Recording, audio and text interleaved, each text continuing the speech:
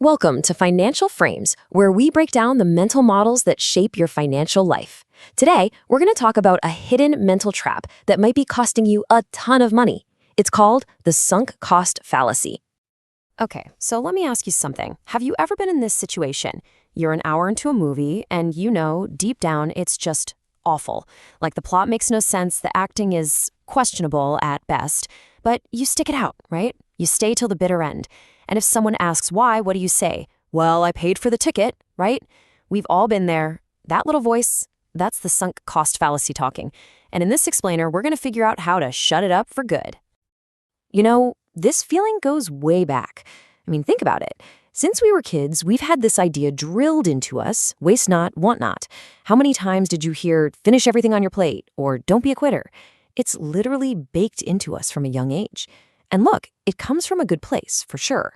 But this instinct, it can actually set us up to make some really, really bad financial decisions later on. So that brings us to this quitter's dilemma. What if that whole never give up attitude we've been taught is actually a trap? What if the very thing that's supposed to make you a winner is actually holding you back from real success? Yeah, it's a bit of a mind bender, but stick with me. We're going to unpack this. All right, let's get a clear definition down. What exactly is a sunk cost? Well, in simple terms, it's any cost, whether it's money, time, or just plain effort, that you've already spent and you absolutely cannot get back. It's gone forever. Think of it like this. It's that concert ticket you bought for a band that, well, they broke up. Or the tuition for a class you ended up hating. That money is gone. Poof. And here's the key. The sooner you realize and accept that it's unrecoverable, the better your future decisions will be. So this really breaks it down into two totally different ways of thinking. On one side, you have rational decision-making. This is all about looking forward. It's asking the only question that matters. Okay, based on where I am right now, what's the best move for the future? The past? Totally irrelevant. But then, you've got the sunk cost fallacy. This is where your brain gets stuck looking backward. It's literally like trying to drive a car by only looking in the rearview mirror. You're just justifying your next move based on where you've been, and you can guess how that's going to end. Not well. And if you think a $10 movie ticket is a tough pill to swallow, let's talk about one of the most famous examples of all time, the Concorde supersonic jet. This was a massive joint project between the British and French governments. Now here's the crazy part. It became pretty clear early on that this thing was never, ever going to be profitable. But did they stop? Nope. They kept pouring in billions and billions of dollars. And the official reason they gave? Get this. They had too much invested to quit. It's the sunk cost fallacy on a global, multi-billion-dollar scale. Just mind-blowing. Okay, so this leads to the big question, right? Why do we do this? Are we all just terrible at math? Well, no, not really. The truth is, the sunk cost fallacy isn't a logic problem.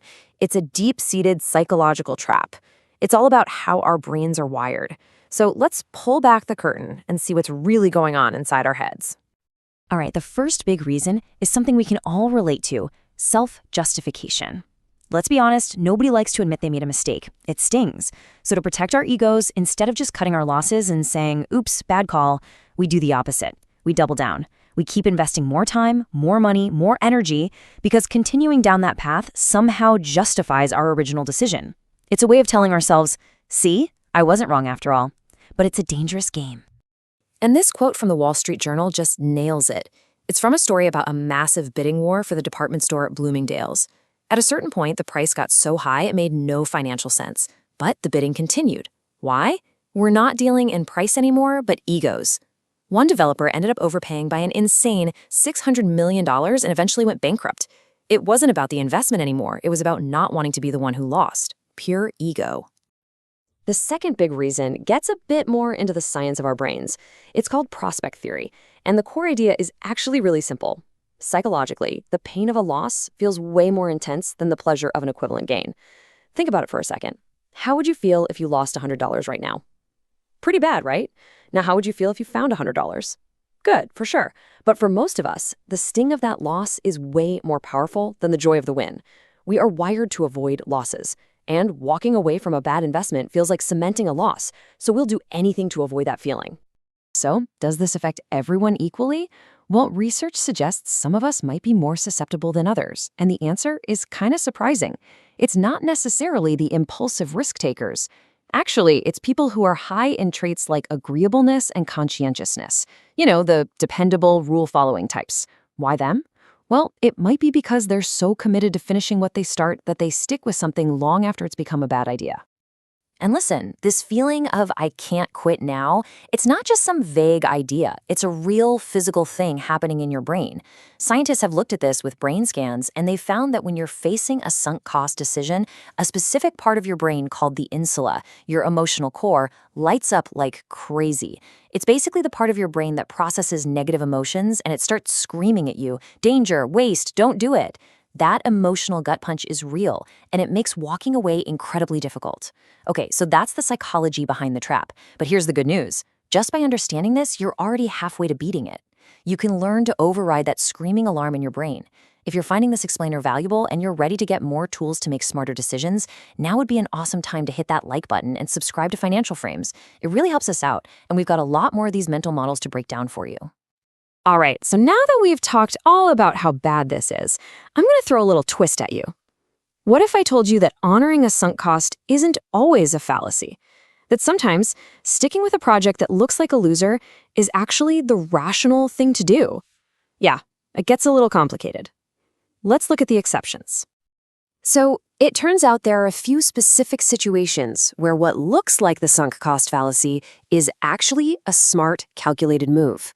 Research points to at least 3 good reasons you might rationally consider your past investments: to gain information, to protect your reputation, and when you're dealing with real-world constraints on your time or money. Let's take that first one, gaining information. Imagine you're an engineer building a new piece of software. You've already invested a ton of time and money, and you're about 90% done. Now, that investment isn't just a sunk cost. It's also valuable data. It tells you that you're super close to the finish line. Starting a brand new project from scratch would be way more uncertain. So, in this case, the fact that you're 90% complete is a powerful signal that finishing this project is the most logical path to success. Okay, so we know the psychology, we know the exceptions. Now for the most important part. How do we actually fight this thing in the real world? How do we stop ourselves from digging deeper when we're already in a hole? Let's get into a practical escape plan. There's an old saying that just perfectly captures the strategy here. And it's so simple. If you find yourself in a hole, the first thing to do is stop digging. That's it. Before you do anything else, just stop making the problem worse. That's step 1. So here are 4 practical tools you can put in your toolkit right now. First, reframe the decision. Ask yourself this magic question. Knowing everything I know today, if I had $0 and 0 time invested in this, would I still make this choice? If the answer is no, you know what to do. Second, think about opportunity cost. What else could you be doing with your future time and money? That's a real cost. Third, and this is a big one for projects, set kill criteria before you start. Decide in advance what failure looks like so emotion doesn't cloud your judgment later. And finally, get a neutral outside opinion. Someone who isn't emotionally invested can see things so much more clearly. We see this all the time in professional sports, and it's a perfect real-world lab. Take the case of Robert Griffin III. The Washington football team gave up a massive haul, 3 first-round draft picks to get him. It was a huge investment.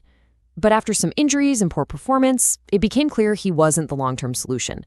But the thinking in the front office was, we can't possibly bench him. Look at what we gave up to get him. They kept playing an underperforming asset because they couldn't get past the enormous sunk cost of that trade.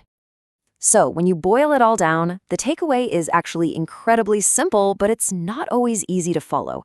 You have to make your decisions based on where you're going, not on where you've been. The past is the past. The money is spent. The time is gone. The only thing you have control over is the future. So every decision needs to be about maximizing that future potential. And that really brings us to the final question, one for you to take with you. Looking at your own life, your finances, your career, anything, what hole do you need to stop digging today? It's a tough question, but answering it honestly can be a complete game changer. Thanks for watching this explainer. We'll see you in the next one.